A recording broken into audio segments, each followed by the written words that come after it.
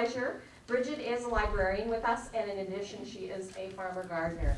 And she has an organic farm called Gravel Road Farms. And she has a lot of information about her farm. And today we're specifically talking about our new seed library. And you can see that we've repurposed some of our card catalogs from the old days to create a seed library for our patrons. And our hope is that you'll borrow seed and bring something back so that we can sustain the seed library. So Brigid's going to be talking about that today, and she'll be here with questions afterwards. Thank you very much. Thanks, Peg. Thank you, everybody, for coming today. If I get a little teary, it's because they're tears of joy. Yes, today we're going to talk about seed saving and the seed library. The seed library is kind of a new concept, although there have been some libraries that have been doing it for 10 years. And we borrowed a lot of information and a lot of ideas from other libraries to start our seed library. But a group of librarians here at the library all worked together to make this happen. So it was not just me and Peg. A lot of other people helped us to do this program. We were able to get some assistance from the Seed Savers Exchange. They're from Iowa. And they have been doing seed saving and seed research. And originally it started out as an exchange between members. You would join, save seeds, and share with other people through a very easy catalog. You could contact people individually about seeds that they had. And now it has grown to actually a much larger network, and you can purchase seeds even without saving them yourself. And they are working hard to promote education about heirloom seeds and how to save seeds, and we'll talk about some of the things that they offer. But today some of the things you see up here, the seed packets that Patsy passed around, those were all donated by Seed Savers Exchange. So they did an amazing thing to send us a box of supplies to help this seed library get going. And you see up there it says seed saving super easy, so that's what we're going to kind of focus on today. A little bit more about myself. I have a farm, and I do a couple of different things on my farm. I have a farm stand that I sell on Main Street in the summer on Saturdays. We also have a short winter farmers market that happens every other week in the lobby between City Hall and the library. And I sell produce, meat, eggs, and fiber. I have sheep on my farm, and occasionally I have other animals as well. But there's a picture of the stand from my first year. I started my farm in 2013 with my husband. I am not originally from Waupaca, but I am tied very closely with Waupaca. I grew up coming to Waupaca to visit my family. My father and his 12 siblings were born in Waupaca and lived on Pine Street in a very small house. And my grandparents, Sievert and Nellie Nielsen, were probably not the richest people in Waupaca, but they were really family-oriented, and they gave their children the best that they could. With that many children, of course, stressful, and so all of my aunts and uncles pretty much left and joined the military and went to, onto different things. But one of my uncles and my aunts, they did come back after they retired to Waupaca, and unfortunately, my uncle passed away, but he was well known in the community as Ken Nielsen, and people often knew him as Sarge.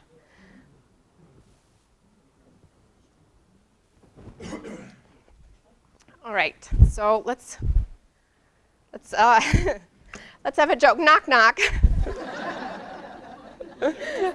Lettuce. Let us get on with it. Okay. All right. So here we go. The value of seed saving. Why should we do this? I don't even do it on my farm. I grow so many varieties of so many things, it's nearly impossible for me to spend that effort at seed saving. You know, I'm growing 5 different kinds of beans at a time. I can't be bothered to separate them and make sure that they are growing purely. But before we started our farm, my husband and I did save seeds from the easiest things we could save. We saved seeds from tomatoes And we save seeds from beans. Those are the two of the easiest things, and we save those year from year to grow in our own garden. There are so many reasons why to do it. Does anybody have a reason? Flavor. Saving your own seeds because you have one that you really love. That's the perfect flavor. Sweet and tart or anything. Anything else? Cost. Maybe you save money. It definitely costs money to buy seeds. Okay. Well, genetic diversity is a huge word, and you could throw it around, but really what you're doing by saving seeds is you are saving a seed that might be specific to your place, your climate, and it has value, intrinsic value in its diversity, that it is different from all these other things. And we all know that diversity helps things flourish, you know, by the way that our nation has been established on a diversity of backgrounds. All right. So here is a graphic that was put out by National Geographic Society. At the very top, I know these things are very tiny, so I will read them. A century ago, in 1903, commercial seed houses offered hundreds of varieties as shown in this sampling of 10 crops. Beet, cabbage, sweet corn, lettuce, muskmelon, peas, radish, squash, tomato, cucumber. 288 varieties of cabbage, 554 varieties of cabbage, 288 varieties of beets, and approximately that many of all these others. So 80 years later, in 1983, they took a survey of what was available in the sort of same collection of seed storage research, and they came up with 17 varieties of beets, 28 varieties of cabbage, 12 varieties of sweet corn, and so on. So like 90% in 80 years of the diversity of things are lost.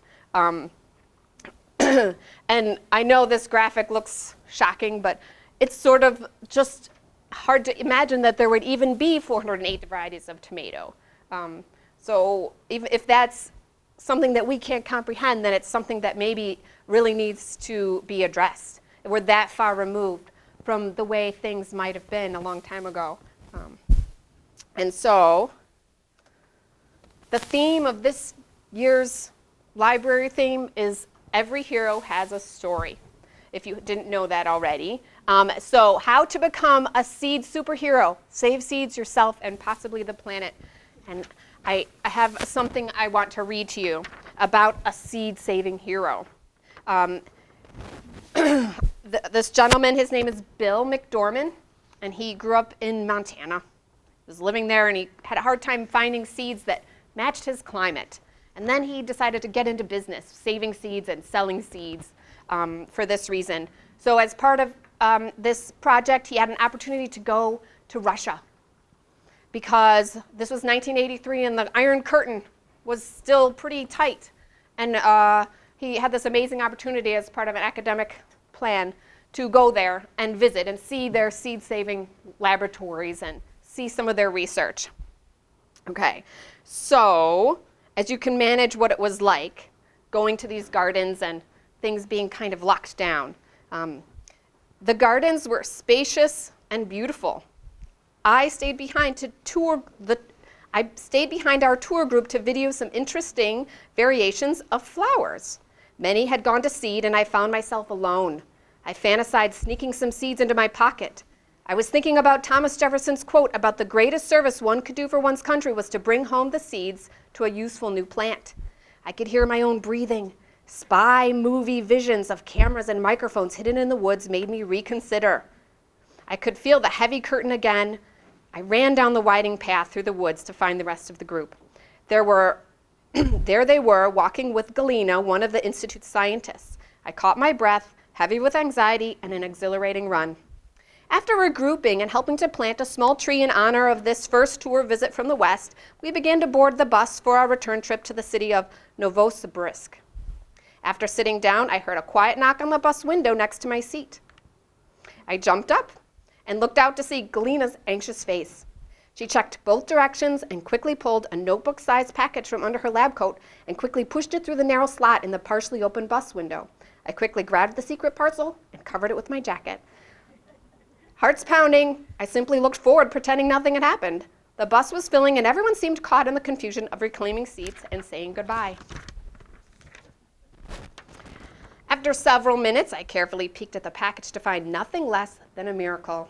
Neatly arranged and labeled with names, description, and small drawings and observations was a stack of newsprint, cheesecloth, and scraps containing the seeds to no less than 50 Siberian tomato varieties. I had the Institute's annual research on tomatoes sitting on my lap. We looked up to see Galena with one of those teary-eyed smiles familiar in this country of deep emotion, and the director stepped onto the bus for a final goodbye. With a sparkle in her eye I had not seen before, she remarked that gardeners, of all the people in the world, should be the ones to understand peace. Please take back a message of peace from the Soviet Union to your gardening friends in the United States. Excuse me. It's going to look great on TV. Anyway, that's a great story of somebody, two people, who made a leap of faith with each other and to expand seed diversity in the planet. And that's our inspiration for today. So what is an heirloom seed? Let's get down to business. An heirloom seed is a seed that has a face, a place, and a story, like these seeds that our gentleman hero here found and brought back. Those seeds are important to him, and they were important to his research, and they were important to his organization, his company that he started, his seed trust. So I'm sure that a lot of you know of names of seeds that stand in your mind, like Brandywine tomato. That is an important tomato to somebody, and they started saving it, and now it is like a household name. So a seed doesn't have to be old to be what I consider an heirloom, but oftentimes they are. If you're developing your own seed over 10 years and you've brought this seed to perfection because of flavor and the way it looks and its ease of seed saving and its length of short harvest, then that has a story to it, and that is worth saving, and that is now an heirloom.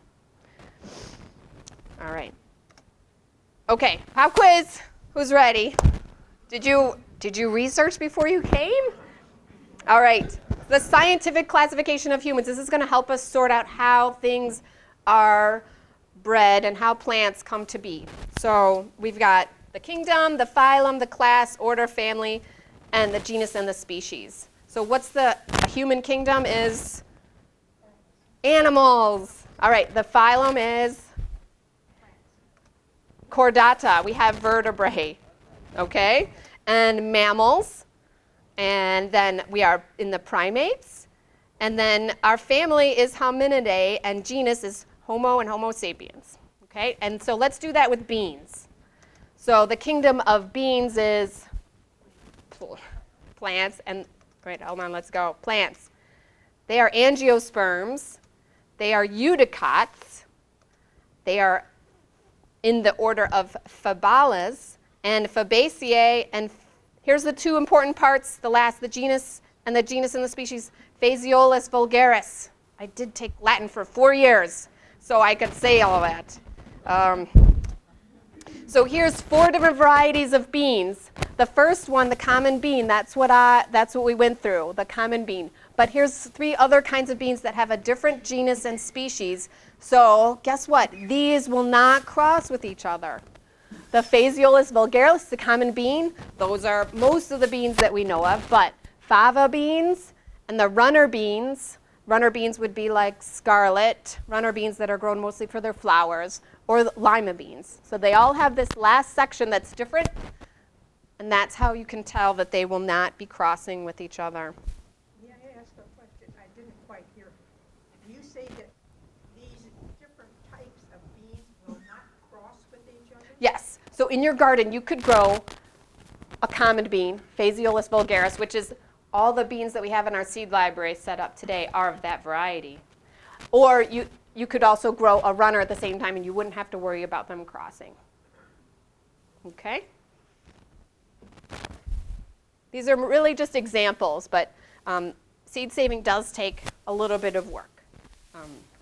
So let's go on to the next step. After you get to that species level, Okay, the Phaseolus vulgaris beans, there will be from there different varieties in that same species.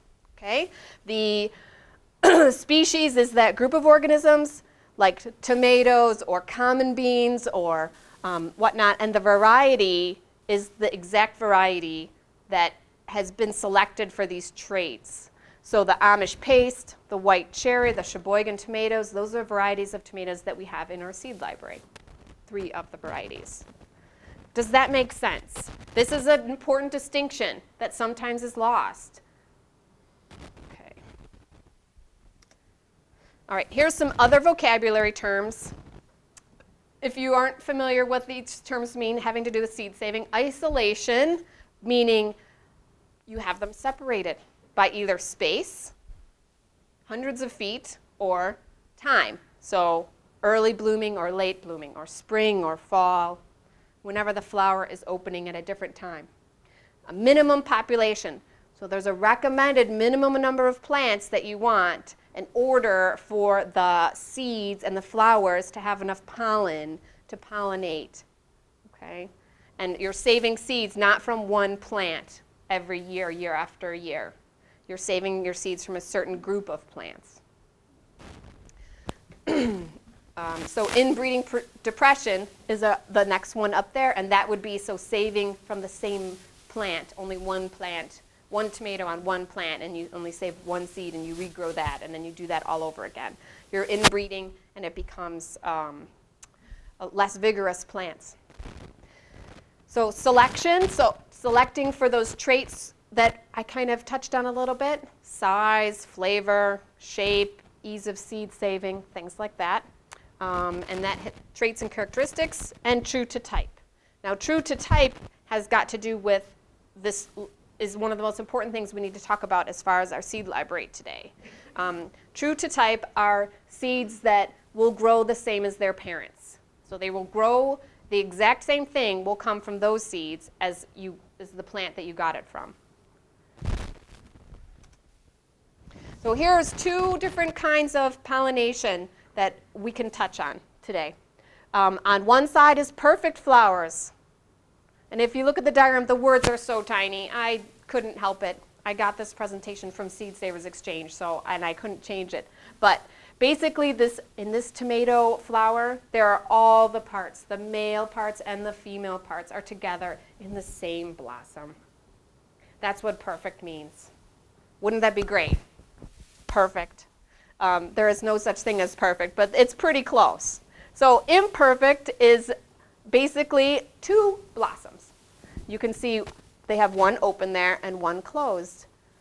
And so one is the female that has the ovary where the pumpkin is going to grow from, and one has the pollen that is not going to grow anything and will drop off after the pollen has been, after the blossom has opened and then died.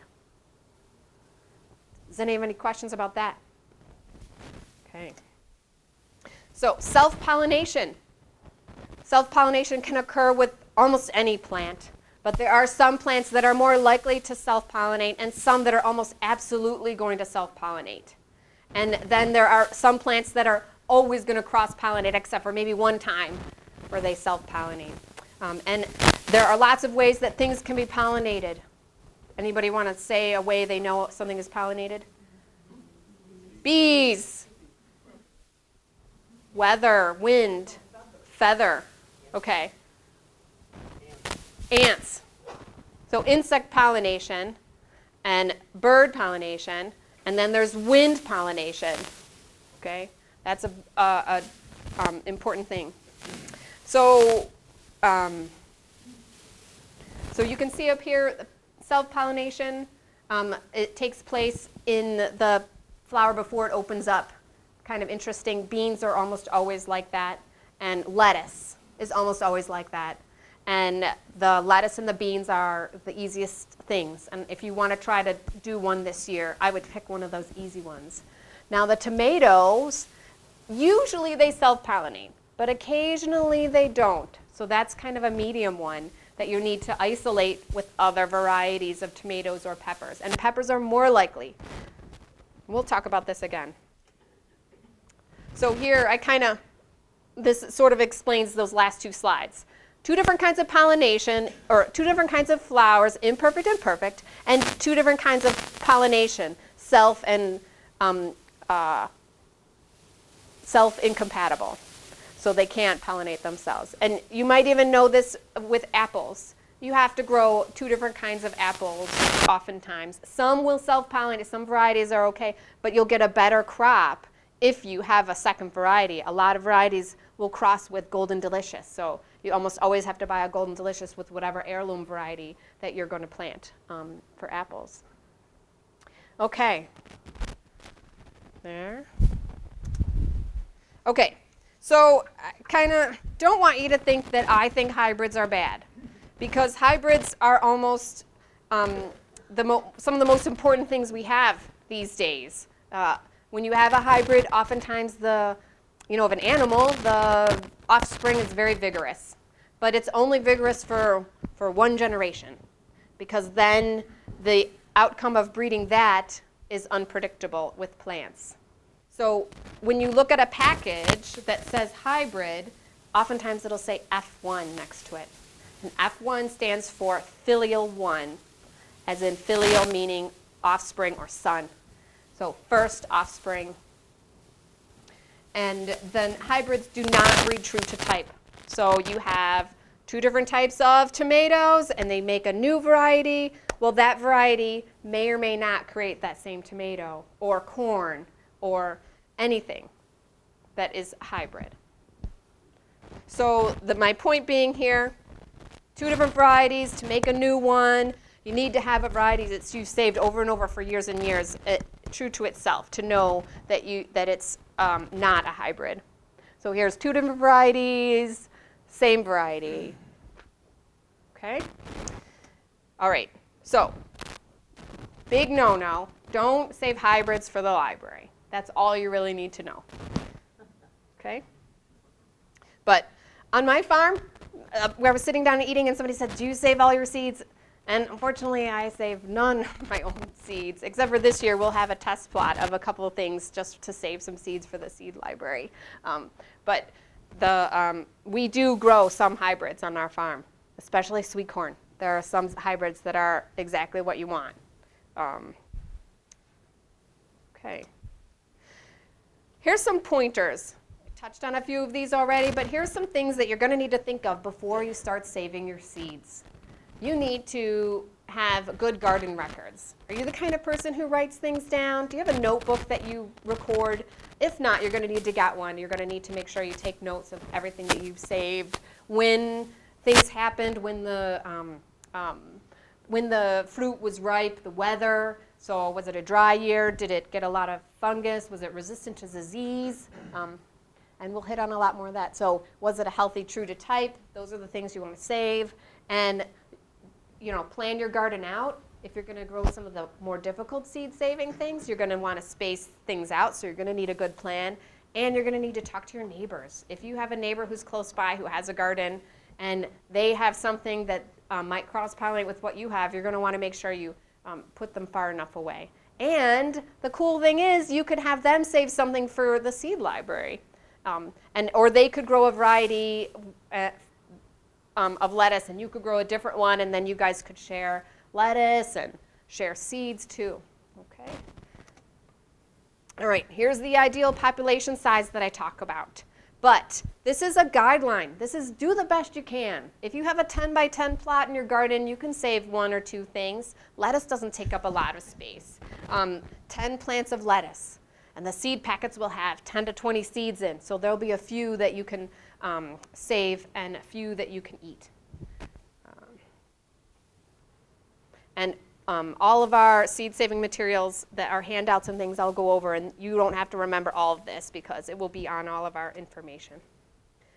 We're going to go into depth on the easy varieties now, real quick. The Peen and Bee family has perfect flowers. It is self-pollinating. This is the one I'm going to suggest to families with young children. The seeds are big. It's easy to do. This is going to be a great one. If you want two varieties, you need them 50 feet apart. If you don't have 50 feet, then just do one variety. And let them grow all the way. Let them dry on their pods. Take the pods off. take the outside, empty them out, put them in a place to dry fully and clean in the dark, and then you can put them in the packages and bring them back to the library. And peas are the same things. And here's some things to think about when you're saving your beans and your peas. Pick from the ones that are really productive. So pick the pods that had like 8 peas in it, or whatnot. The ones that were the earliest, leave those on the vine because those are the ones you want to save because you really like that characteristic. And save them for taste, disease resistant, drought tolerant. Those are always some things for any variety.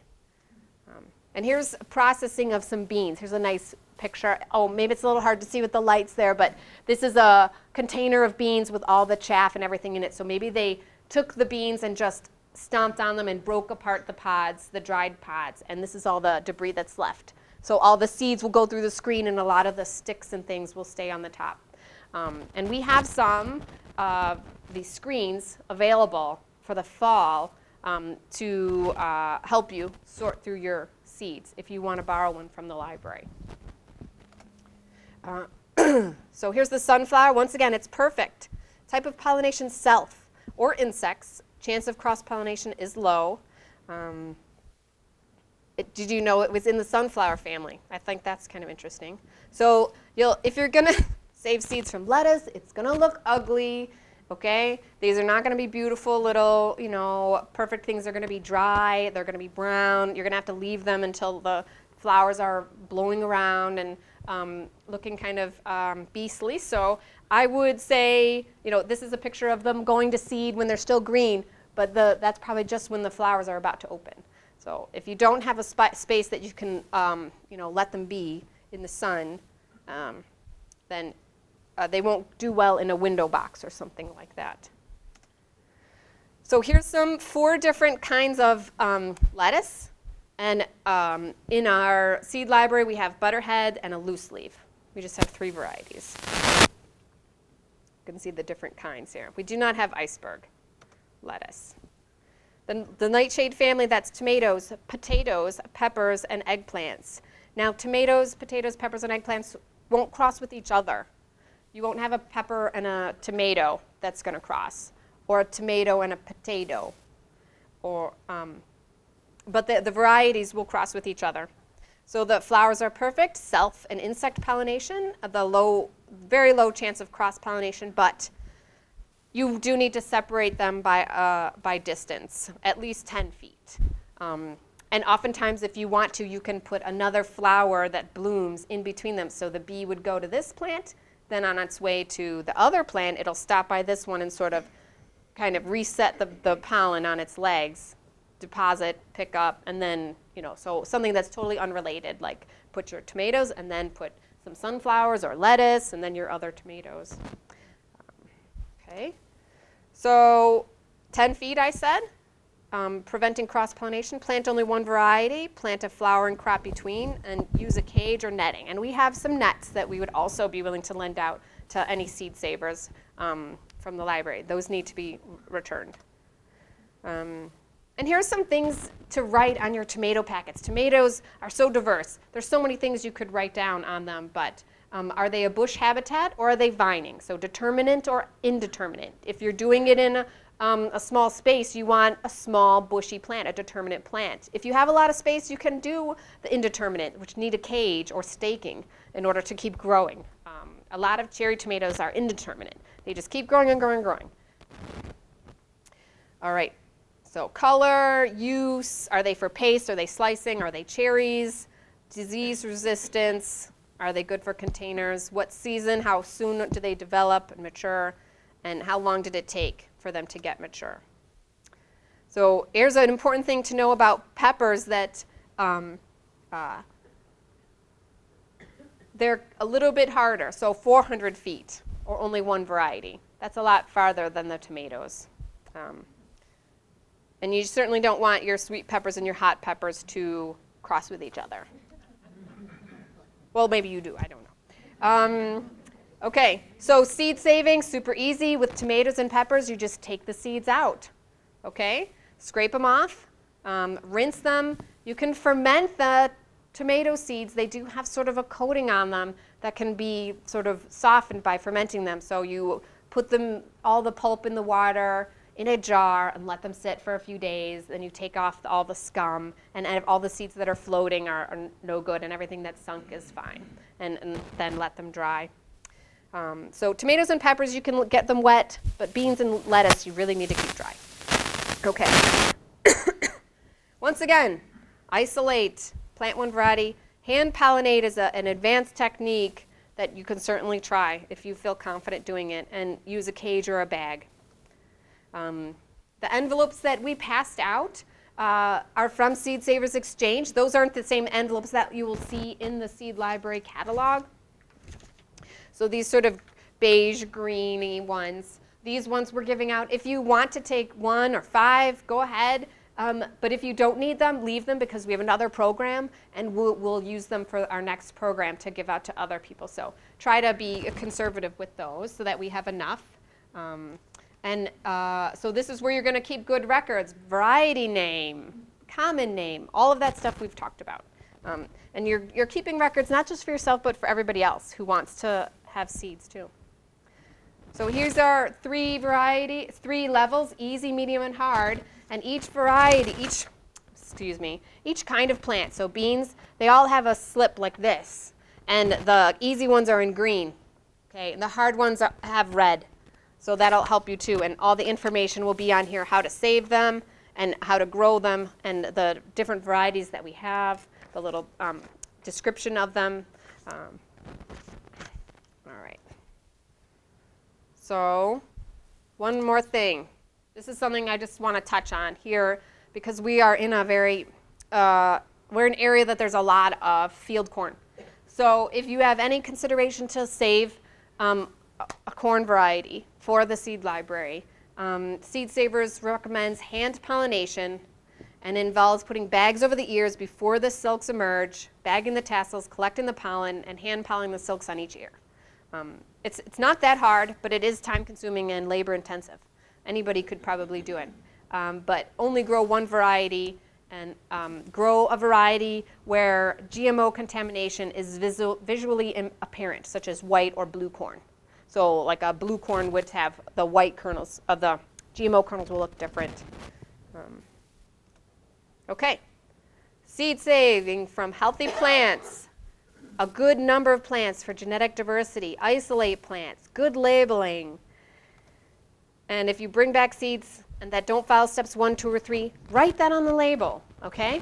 Then we'll know here at the Seed Library what, maybe who we need to contact, or how we need to package it up.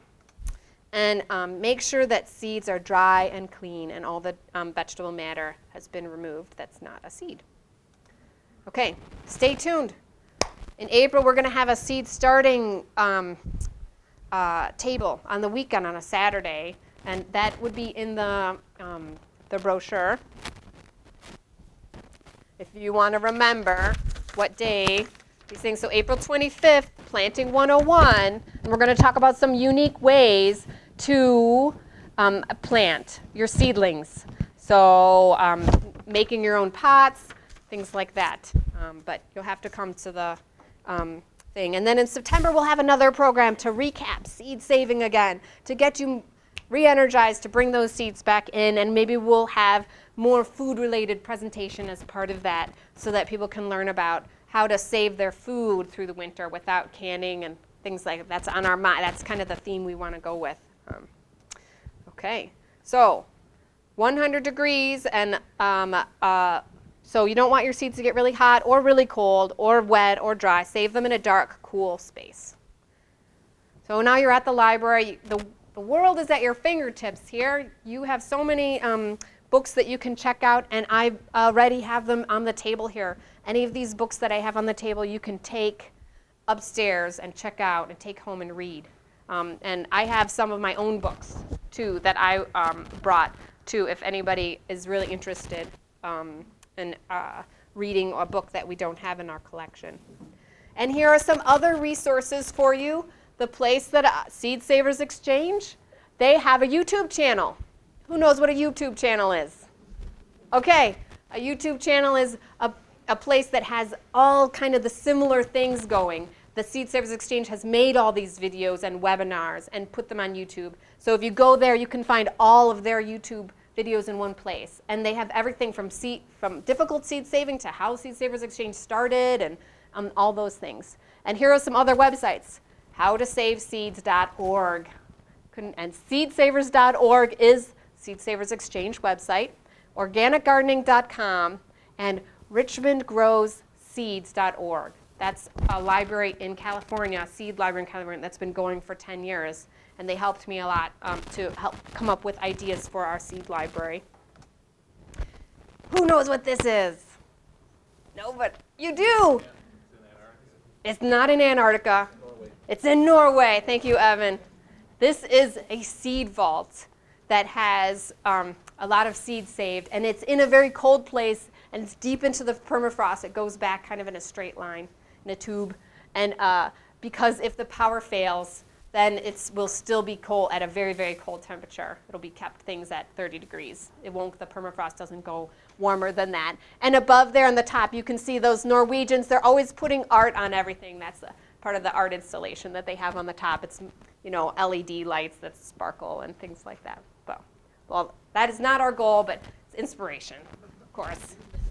So that is the end of the program. I'm open to any questions about anything we talked about. There's another great resource online called heirloomseedswap.com. And it's basically kind of like a trace list for varieties of heirloom seeds. So you can go in there and say, I'm looking for berries at a certain time, and people will list them from different parts of the U.S. So that's another way of getting seeds and pursuing that. Okay. He said another great way to find seeds is heirloomseedswap.com. And it's a place that you can go on and search for things that you are looking for or to offer things that you have, specialty things. So something you want to save for the seed library, you want to take a step further, you could go on and do it online exchange. Yes? Years ago when I was still teaching, we used to talk about they found the original wild corn plant, et cetera, in Mexico and stuff like that. And they were starting to hybrid that because it had little bitty pods that had 12 in it. And plus it was perennial. Is there any update on that? I haven't heard anything for years. You know, I've been doing a lot of reading about seed saving and things like that, but I haven't heard anything about corn in the direction it's going, except for the fact that a lot of seed saving banks are having a hard time saving corn and keeping it pure because GMO corn is everywhere. So there are very few locations that don't have it. But in the Southwest, they don't have a lot of corn growing there. So that is a place that is making leaps and bounds, I think, in seed saving, especially since corn sometimes can grow in very arid places, especially if you breed it right. Yes? Our compost pile puts out a lot of melons, gourds, that don't seem to be worth much, except last year, there's some big green pumpkins that we put on the front porch. Yeah, isn't that funny? I think that squashes and pumpkins, they'll all hybridize. So we have in our seed library a pumpkin, a pie pumpkin, an heirloom pie pumpkin, and a butternut squash. And you really can't grow both of those if you're going to save seeds because they will readily cross. I many, many times have gone to my compost and gotten really high hopes of this beautiful vine coming out of it. Will it be a pumpkin? Will it be a zucchini? I don't know. And then it's like this loofah or something, you know. It's dry. It's because they cross-pollinate, and they're oftentimes the parent is, there's two parents, and whatever the offspring is, the F1 is just inedible. Yeah, that's happened. Tomatoes are fine out of it. Yeah. Well, that perfect demonstration on the fact that tomatoes oftentimes are true to type. Yes? Save seeds. Each seed, you know, each plant has a different seed life. So beans, a very long time. Tomatoes, 20 years. A tomato seed is still viable. The germ is protected by a really strong coating, really strong seed, tomatoes and peppers. Lettuce, 2 years. Onions, 2 years. So once those are saved, they lose their vitality. And so you need to keep saving those more often. But luckily, lettuce puts out a lot of seeds, and so do onions. And I think that if you put it together in your brain, biology works that way. Seeds that don't live for very long, oftentimes the plant will make a lot of seeds all at once to cover its beds. Are there anything you'd recommend to do prior to bringing the seeds in that would increase the likelihood of germination? Like I've seen some like kind of boil them or break them down that way, like the outer shell. Yeah, there's a lot of seeds that have a very hard coating, like pumpkins and squashes. They can recommend doing things like using sandpaper to rub the seed coat. The outside of the seed that protects it is called the seed coat. So scratch it up so that it's easier for the germ inside to crack. And like corn plants, sometimes people will germinate ahead of time and plant germinated, sprouted corn. Put them in a wet paper towel and let them get damp. And then you can also get rid of any that don't sprout. And then you have just, a really nicer corn planting. Yes?